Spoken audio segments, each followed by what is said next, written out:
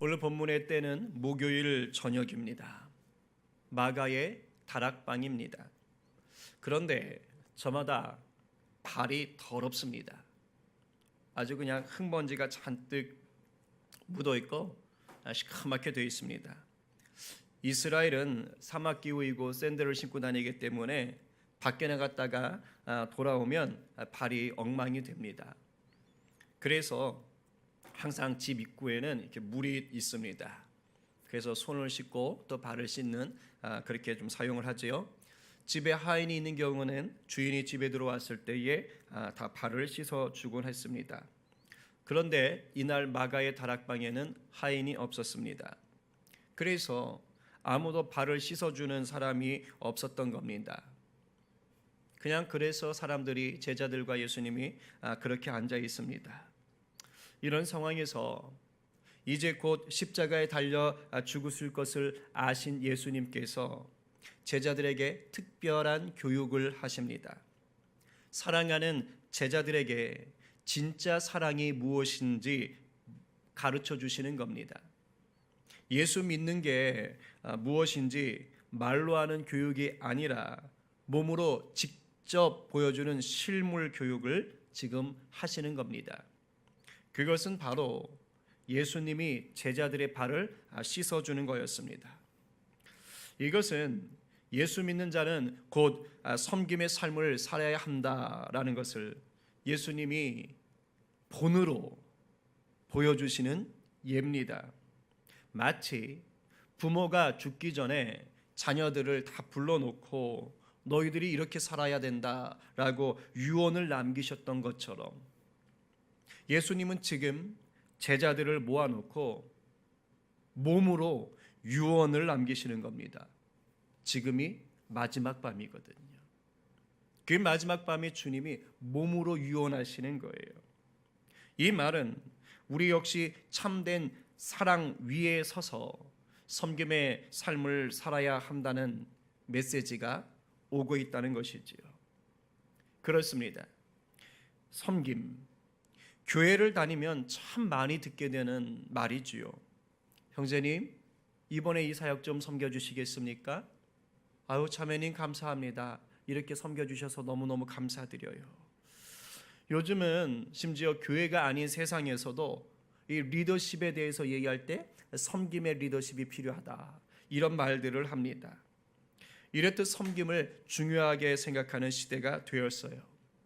자, 그렇다면 우리가 정말 제대로 섬기며 살고 있는가? 기독교가 말하는 섬김은 대체 뭔가? 섬김이라는 말이 홍수처럼 범람하는 이 시대 속에서 오늘 말씀은 섬김의 참된 의미를 깨닫게 해줍니다. 오늘 이 시간 예수님이 온몸으로 유언처럼 남기신 이 섬김의 삶이 우리 가운데 부어지기를 간절히 축원합니다. 그렇다면 예수님이 보이신 섬김을 우리가 실천하려면 어떻게 해야 되겠습니까? 오늘 본문 속에 드러난 섬김의 두 가지 특징을 살펴보면서 그 속에 담긴 진정한 섬김의 의미를 우리가 찾아보기 원합니다. 첫 번째 특징은 뭐냐? 예수님은 기득권을 내려놓으셨다라는 거예요. 기득권, 자존심, 이것을 다 내려놓으셨다는 거예요. 아까도 말했지만 이 시대의 문화는 하인이 존재하던 문화입니다. 노예가 있었다는 거예요. 그래서 하인이 할 일을 주인은 하지 않았습니다. 발을 씻어주는 건 하인들이 할 일이었습니다. 그래서 마가의 다락방에 있던 제자들은 당연히 발을 씻어주지 않았습니다. 이것은 잘못이 아닙니다. 당시 문화 속에서 지극히 정상적인 생각입니다. 그런데 예수님이 이 지극히 당연한 생각을 깨신 거예요. 예수님이 지금 하인들이 하는 일을 하시는 겁니다. 13절에 보면 제자들은 예수님을 선생이라 주라 불렀다고 얘기합니다. 이 시대의 선생들은, 이 시대의 또 제자와 선생 관계는 오늘날 학교 선생님과 학생 관계가 아닙니다. 아주 극진한 존경을 표하는 관계예요. 그 선생님의 그 제자로만 활동했기 때문입니다. 그리고 주님이라는 말은 당시 로마 황제에만 붙여지던 칭호였습니다. 아무에게만 이렇게 말할 수 없었어요. 근데 예수님에게 주님이라는 표현을 썼다는 것은 마치 예수님을 로마 황제 그 이상으로 생각했다는 말입니다. 그런데 이렇게 선생과 주님이라는 소리를 들으시는 예수님께서 지금 제자들의 발을 씻어주는 겁니다. 당시로서는 있을 수 없는 파격적인 일이 일어난 겁니다. 사실 이런 섬김은 오늘날에도 우리가 사는 세상에서 찾기가 쉽지는 않습니다.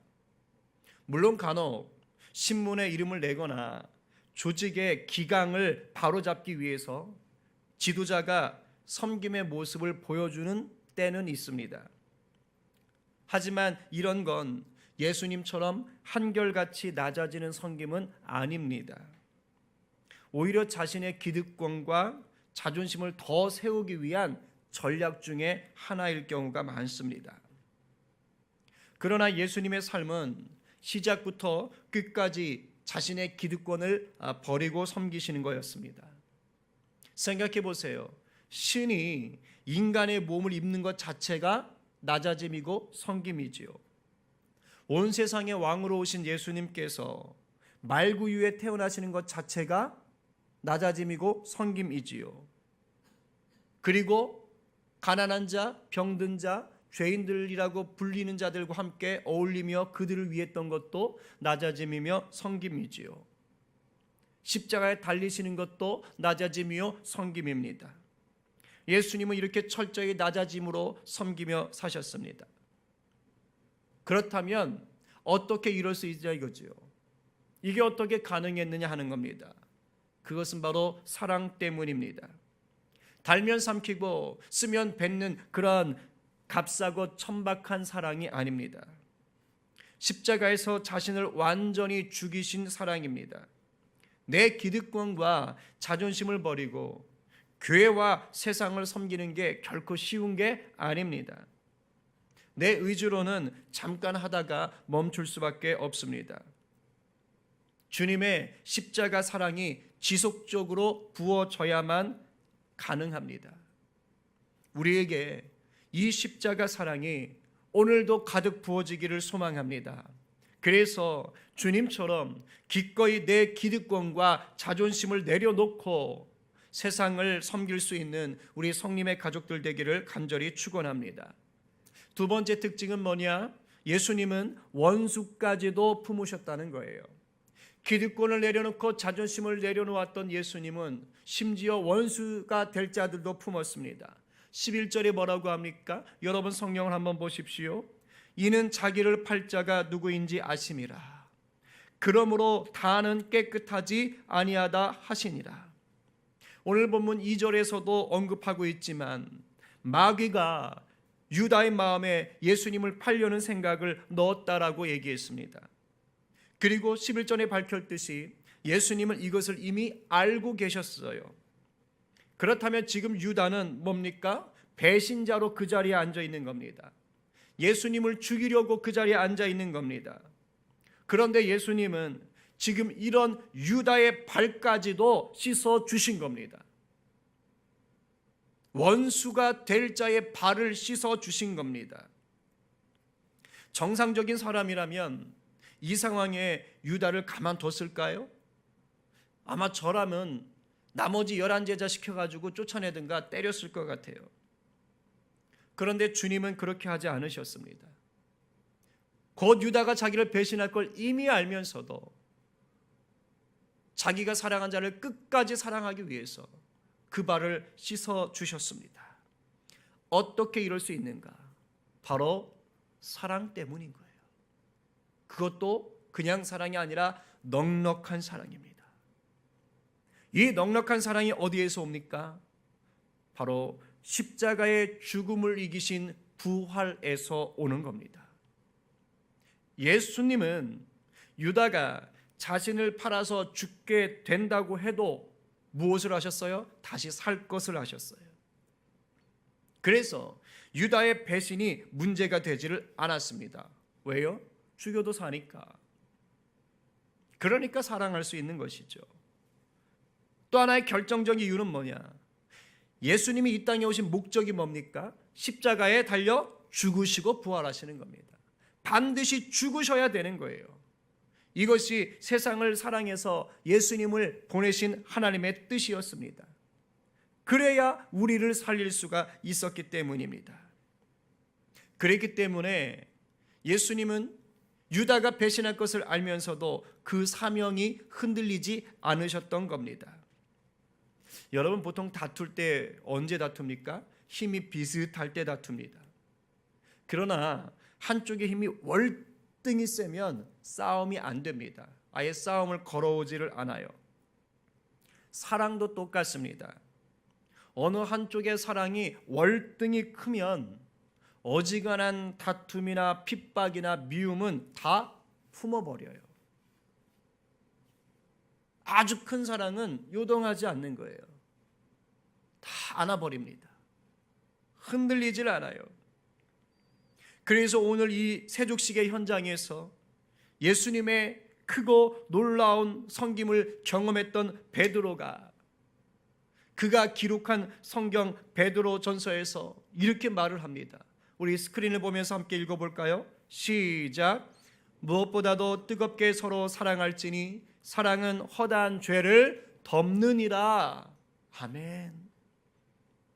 베드로가 어떻게 저걸 말할 수 있었겠어요? 알았던 거예요. 예수님이 어떻게 사셨던지를 알았던 겁니다. 유다의 배신을 눈으로 지켜봤던 수제자 베드로. 그런데 자기도 유다처럼 예수님을 배신하고 말았던 거지요. 그런데 그것을 또 주님이 나타나셔서 내 양을 먹이라 말씀하셨던 것을 경험했던 베드로였습니다. 이 십자가의 사랑을 깊이 경험한 후에야 깨달은 진리가 바로 사랑은 허다한 죄를 덮느니라. 허다한 죄를 덮는 사랑, 십자가의 사랑, 죽음도 이기지 못하는 부활의 사랑인 거예요. 그렇습니다. 십자가의 사랑은 세상에 감당할 수가 없는 큰 사랑인 거예요. 이 사랑이 있어야 우리가 세상을 살 수가 있습니다. 이 사랑이 우리에게 필요한 거예요. 그래야 하루가 멀다 하고 나를 힘들게 하는 자들을 내가 품을 수가 있습니다. 나를 힘들게 하는 자들, 그럼에도 불구하고 품어야 될 자들이 멀리 있는 게 아니에요. 늘 우리 가까이에 있어요. 내 삶의 영역 속에 그들이 있단 말입니다. 내 배우자, 내 자녀, 내가 맡은 교회의 아이들, 내 셀원들, 내 직장의 직원들, 내가 거래하는 거래처의 사람들, 그들이 다 나를 아프게 하잖아요. 때로는 그들이 왼수가 되잖아요. 그들을 어떻게 품을 수 있겠습니까? 주님이 제자들을 끝까지 사랑하시듯 그렇게 우리에게 주어진 자들을 끝까지 사랑하기 위해서는 이 십자가의 사랑이 필요합니다. 참 감사한 것은 제가 보면 우리 교회 안에서 자기의 기득권을 내려놓고 또 불편한 관계 속에서도 온전히 사랑하며 섬기는 모습들이 많이 보여요. 우리 항존직들로부터 우리 젊은 집사님들 또 청년들에 이르기까지 저마다 참 귀한 섬김의 모습을 보여주고 계십니다. 은혜가 돼요. 그런데 십자가의 사랑이 계속해서 부어지지 않으면 어떻게 되느냐? 오래가지 않습니다. 이건 진리예요. 어느 순간 그 섬김이 억지가 됩니다. 어느 순간 그 섬김은 이제 부담이 돼요. 나중에는 고통의 시간이 됩니다. 오기가 싫어지는 거예요. 오늘 우리의 마음을 좀 돌아봤으면 좋겠습니다. 내 가족, 내 직장, 내 학교, 우리 교회를 예수님처럼 섬기고 있는가? 혹 마음의 사랑이 식어지고 섬김이 부담이 되고 사역 속에 내 주장이 자꾸 커져가고 있지는 않은가? 그렇다면 다른 방법 없습니다. 십자가 위로 올라가셔야 돼요. 회개하고 은혜를 구하는 수밖에 없습니다. 예수님이 자신을 십자가에 죽이고 하나님의 사랑으로 다시 사셨던 것처럼 그렇게 오늘 다시 나를 십자가 위에 못 박아야 합니다. 그 위에서 나를 죽이고 예수님이 내 안에 살게 해달라고 간절히 기도하셔야 합니다.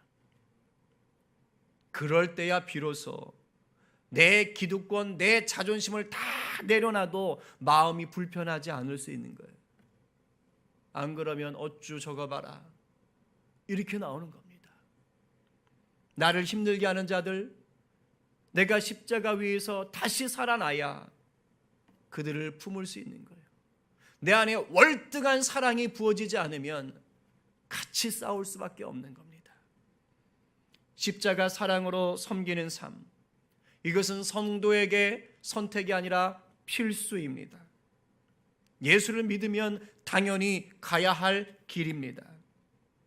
이 길을 십자가 사랑 위에 서서 즐겁게 걸어가시는 우리 성도님들 되시기를 간절히 축원합니다.